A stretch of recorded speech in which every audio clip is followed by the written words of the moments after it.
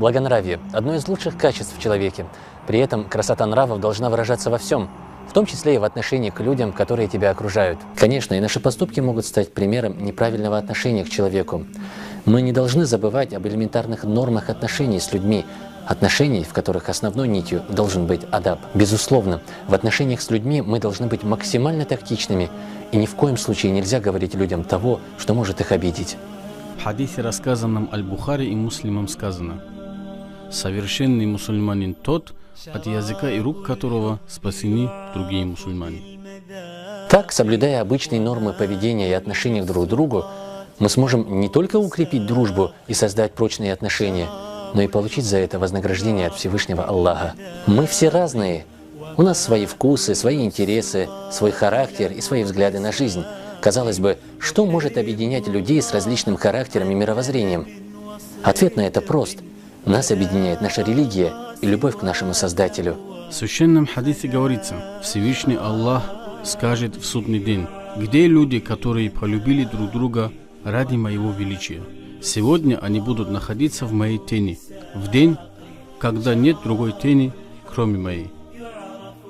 Порой, сами того не замечая, мы можем доставить какие-либо неудобства или, что хуже, обидеть человека словом или делом. Не всегда удается контролировать каждое слово в разговоре. А ведь всем известно, что словом можно ранить больнее ножа.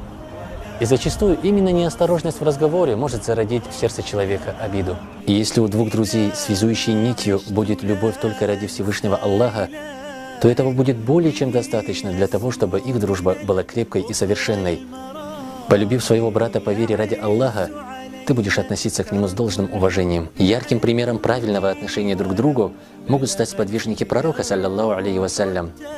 Проявляя в отношении ближнего любовь, почитание и уважение, они стремились достичь довольства Аллаха довольством людей. Нашим долгом является относиться к другим так, как мы хотели бы, чтобы относились по отношению к нам. Вряд ли кому-то из нас понравилось бы, если бы нас оскорбили или сказали бы то, что могло бы оставить в нашем сердце печальный и неприятный след. Быть тактичным и учтивым лучше для нас, чем быть грубым и резким, особенно если эта доброта исходит в отношении твоего брата по вере. Доброе отношение к своему брату по вере, уважение и любовь к нему сделают прочнее братские узы.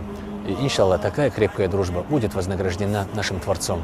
Не так уж и сложно соблюдать все эти правила, но соблюдая их, мы, иншаллах, заметим, что меняемся мы сами и люди вокруг нас, так как если мы будем стараться относиться с добром к людям, окружающим нас, то в ответ получим то же самое. В хадисе, переданном Аль-Бухари и Муслимом, говорится: «Не будет совершенной веры ни у кого из вас, пока он не пожелает для брата по вере того, чего желает и себе». Да поможет нам Всевышний Аллах понять и соблюдать этику почитания ближних, и да сделает Он нас из числа тех, кем Он доволен. Аминь.